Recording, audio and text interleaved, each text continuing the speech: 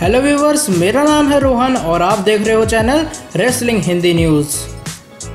तो गाइस, आज की इस वीडियो में हम बात करेंगे आज के मंडे नाइट रॉ के एपिसोड के बारे में, जो कि कहीं ना कहीं रॉ का काफ़ी इंटरेस्टिंग एपिसोड था फास्ट लेन पेपर व्यू के बाद। और यहाँ पर इस रॉ के एपिसोड में हमें WWE की तरफ से काफ़ी कुछ सरप्राइज एंड शॉकिंग चीज़ें दिखाई थी। बटिस्टा ने किया रिटर्न, साथ ही साथ यहाँ पर द शील्ड भी कम्प्लीटली डिस्ट्रॉय, टाइटल भी हुआ यहाँ पर चेंज। तो इस वीडियो में बात करेंगे आज के पूरे मंडे नाइट रॉ के एपिसोड के रिजल्ट के बारे में। तो ये वीडियो बहुत इंटरेस्टिंग होगी, इसे लास्ट तक जरूर देखिए। जहां पर शो की शुरुआत होती है द शील्ड के साथ, यानी कि Roman rain, dean Ambrose, Seth Rollins के साथ। और रोमन रेन रिंग के अंदर आके कहते हैं किस तरह से वो थैंक्स करते हैं अपने ब्रदर यानी कि एम्ब्रोस एंड रॉलिंस का। और उन्हें थैंक्स इसलिए करते हैं क्योंकि उन्होंने लास्ट टाइम उनके कहने पर रियूनाइट किया फास्टिंग के पेपर व्यू में। और उनका कहना ये होता है कि अब रोड टू रेसलमेनिया स्टार्ट हो चुका है और यहाँ पर हम वो 3 जने हैं जो कि इस बिजनेस को हैंडल करते हैं। वो कहते हैं मैंने 5 महीने हो गए कोई भी सिंगल मैच नहीं लड़ा रॉ में, और मेरे ख्याल से आज पिट्सबर्ग में मैं अपना वो सिंगल मैच लड़ने वाला हूँ। साथ ही साथ वो एम्ब्रोस की बात करते हैं, उनका कहना ये होता है कि डीन एम्ब्रोस का भी कुछ बिजनेस है अभी फिलहाल, जिसको मैं डिस्क्राइब तो नहीं कर सकता हूँ, लेकिन वो यहाँ पर गुड लक कहते हैं डीन एम्ब्रोस को। जिसका तो बात करते हैं रियल बिजनेस के बारे में, जो कि द आर्किटेक्ट सेथ रॉलिंस का। और वो कहते हैं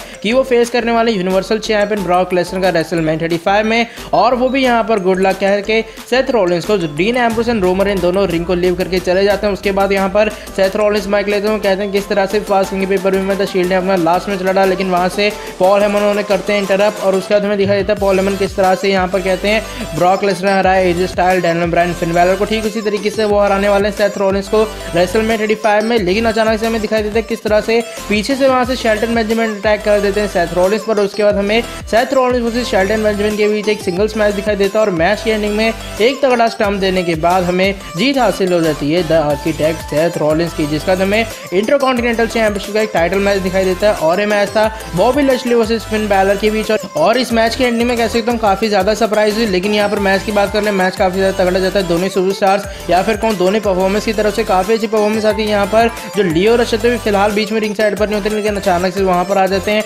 लेकिन मैच की एंडिंग में एक बहुत ही तगड़ा या फिर कौन बड़ा स्पीयर देने के बाद एक न्यू इंटरकॉन्टिनेंटल चैंपियन क्राउन होते हुए नजर आते हैं, जो कि हैं द डोमिनेटर बॉबी लैशली। और Bobby Lashley and Leo Rush उसके बाद रिंग के बीचों बीच करते हैं सेलिब्रेट। जिसके बाद हमें की वुमेन चैंपियन रोंडा राउजी आती हुई नजर आती है। वो रिंग के अंदर आती है और यहाँ पर वो फैंस को मैं कह सकता हूँ बेइज्जती करते हैं, जो कि सपोर्ट करते हैं बेकी लिंच को। वो कहती हैं बेकी लिंच एक जोक है, शार्लेट फेयर एक जोक है, और रेसलमेनिया 35 में मैंने डिस्क्वालिफिकेशन से बेकी लिंच को इसलिए जिताया ताकि मैं अपनी टाइटल को अच्छी तरीके से रिटेन कर सकूं। जिसके बाद वहां से डैना ब्रुक आ जाती है। डैना ब्रुक कहते हैं रोंडा राउजी इस तरीके से डिसरिस्पेक्ट नहीं कर सकते WWE के WWE यूनिवर्स की, ना कि उन वुमेन्स की जो कि लॉकर रूम में। लेकिन अचानक से हमें दिखाई देता है किस तरह से रोंडा राउजी का काफी बुरी तरीके से अटैक हो जाता है डैना ब्रुक पर। और उसके बाद रोंडा राउजी वहां से अपनी टाइटल और जैकेट लेकर जाते हुए नजर आते हैं। जिसके बाद हमें Alistair Black and Ricochet versus Chad Gable and Bobby Roode के बीच दिखाई देता है एक टैग टीम है, जहां पर इस मैच में दोनों टीम्स की तरफ से अच्छी परफॉर्मेंस आती है। लेकिन स्टिल मैच के एंडिंग में एक पिन हो जाता है यहाँ पर बॉबी रूडी को, जब पड़ जाता है उन्हें एक ब्लैक मास्क। जिसके बाद हमें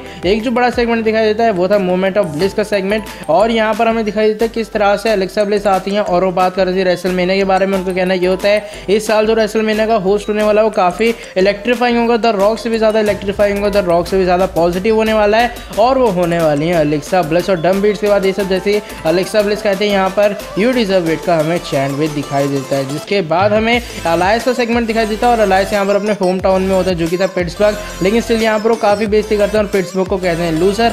और अचानक से वहां से अलायंस को इंटरप्ट करने आ जाते हैं कॉन्गा लाइन के साथ नोवे जोसे, और नोवे जोसे पर काफी बुरी तरीके से अटैक कर देते हैं यहाँ पर अलायंस। जिसके बाद हमें नाया जैक्स वर्सेस नटालिया के बीच एक सिंगल्स मैच दिखाई देता है। रिंग साइड पर WWE हॉल ऑफ फेमर बेथी फिनॉक्स भी होती हैं। लेकिन मैच के एंडिंग में दिखाई देता है किस तरह से हमें बेथी फिनॉक्स रिंग के बीचों बीच आकर इंटरप्ट कर देती है, जब टर्मिना सुनो को भी अटैक करने लग जाती हैं। और उसका डिस्क्वालिफिकेशन से नाया जैक्स की इस मैच में जीत हो जाती है। जिसके बाद हमें the king of the kings the game Triple H and Batista का finally face to face segment दिखाई देता है, जहां पर सबसे पहले हमें रिंग के अंदर गेम ट्रिपल एच आते हुए नजर आते हैं। उसके बाद ये एनिमल बटिस्टा वहां पर हमें दिखाई देता है स्टेज पर किस तरीके से खड़े होते हैं, काफी सारी सिक्योरिटी के साथ और सूट वगैरह पाए होते हैं। लेकिन यहाँ पर ट्रिपल एच तैयार होते हैं एक तगड़े ब्रॉल के लिए। और यहाँ पर बटिस्टा कहते हैं कि मैं वहाँ रिंग के अंदर नहीं आने वाला हूँ, बल्कि तुम्हें मेरी जरूरत है, ना कि मुझे तुम्हें। और वो कहते हैं मैं तुम्हारी अटेंशन इसलिए लेना चाहता था ताकि तुम मुझे वो दो जो मैं सालों से चाहता हूँ। यहाँ पर कहते हैं ट्रिपल एच तुम्हें चाहिए कि वो रिंग के अंदर आके मांगो, एक मैन की तरह आके मांगो। लेकिन यहाँ पर बार बार इसी तरीके से लड़ाई हो जाती है। और जिसके बाद हमें दिखाई देता है बटिस्टा अचानक से कह देते हैं मुझे चाहिए तुम्हारे खिलाफ एक तगड़ा मैच रेसलमेनिया 35 में। जिसके बाद वो कहते हैं कि तुम्हें मिल गया है वो मैच, लेकिन वहाँ पर स्टिपुलेशन मेरे हिसाब से होगी क्योंकि वो मैच होने वाला है no hold barred street fight match, यानी कि एक तरह का कह सकते हो नो डिस्क्वालिफिकेशन मैच होने वाला वाला है। और उसके बाद यहाँ पर बटिस्टा कहते हैं ठीक है तुम्हारा वो आखिरी मैच होने वाला है, जिसके कारण मैं अपने तरीके से तुम्हारा करियर पूरी तरीके से ख़त्म करने वाला हूँ। जिसके बाद हमें वहाँ से बटिस्टा जाते हुए नजर आते हैं। लेकिन उसके बाद कर्ट एंगल आते हैं। कर्ट एंगल कहना ये होता है कि वो एक फेयरवेल मैच में कंप्लीट करने वाले हैं रेसलमेनिया 35 में। लेकिन रॉ का कह सकता हूँ वो एक लास्ट एपिसोड होने वाला है जहाँ पर वो पिट्सबर्ग में कंप्लीट करेंगे। और Kurt Angle versus Apollo Crews के बीच एक सिंगल्स मैच होता है जहाँ पर पिट्सबर्ग का उनका फेयरवेल मैच कंप्लीट हो जाता है, जब एंड में कर्ट एंगल मैच में जीत हासिल कर लेते हैं। जिसके बाद हमें Roman Reigns versus Baron Corbin के बीच एक सिंगल मैच दिखाई देने वाला था। लेकिन जैसे ही रोमन रेंज एंट्रेस करते हैं अचानक से वहां से ड्रू मैकिंटायर आ जाते हैं। ड्रू मैकिंटायर काफी बुरी तरीके से रोमन रेंज को मारते हैं। लेकिन यहाँ पर रोमन रेंज 2 क्लेमोर किक्स के बाद भी अपना चेकअप नहीं करवाते। लेकिन वहां से उसके बाद वो कहते हैं बस मेरे थोड़ा सिर दर्द वगैरह हो रहा है। लेकिन वहां से सेथ रॉलिंस आ जाते हैं और वो रोमन रेंज को यहाँ से लेके जाते हैं और पीछे मेडिकल डॉक्टर्स के पास ले जाते हैं। और डीन एम्ब्रोस काफी गुस्से में होते हैं और उसके बाद हमें दिखाई देता है किस तरह से वो मैच मांगते हैं ट्रिपल एच के खिलाफ। और ट्रिपल एच कहते हैं वो तुम्हें मैच मिल जाएगा। और ये मैच होता है false count anywhere match raw के मेन इवेंट में dean Ambrose versus Drew McIntyre के बीच। और मैच कह सकता हूँ dean Ambrose and Drew McIntyre दोनों की तरफ से काफी अच्छी परफॉर्मेंस आई। और यहाँ पर WWE की जो यूनिवर्स थी डीन एम्ब्रोस को काफी अच्छा सपोर्ट भी दे रही थी। लेकिन मैच की एंडिंग में डीन एम्ब्रोस काफी ज्यादा मारते थे ड्रू मैकिंटायर को।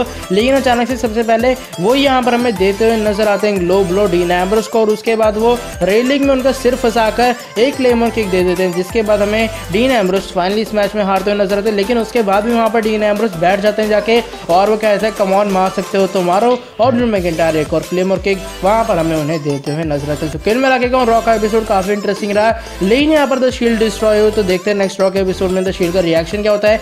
तो बस ये थी एक धमाकेदार और इंटरेस्टिंग वीडियो आप सभी के लिए। उम्मीद करता हूँ आपको ये वीडियो काफी ज्यादा पसंद आई होगी या फिर वीडियो को भी पार्ट पसंद आया तो वीडियो को नीचे लाइक के बिना कहीं मत जाना। कमेंट करके आप लोग मुझे बताना कि आप सभी के क्या थॉट्स हैं आज के मंडे नाइट रॉ के एपिसोड के बारे में। साथ ही साथ आप चैनल को सब्सक्राइब कर दो, बेल आइकन को प्रेस कर दो ताकि फ्यूचर में भी आपको WWE रेसलिंग से जुड़ी ऐसी बड़ी और इंटरेस्टिंग अपडेट जानने को मिलते रहे। तो मिलता हूँ आपसे अगले से धमाकेदार वीडियो के साथ। तब तक के लिए good bye and take care.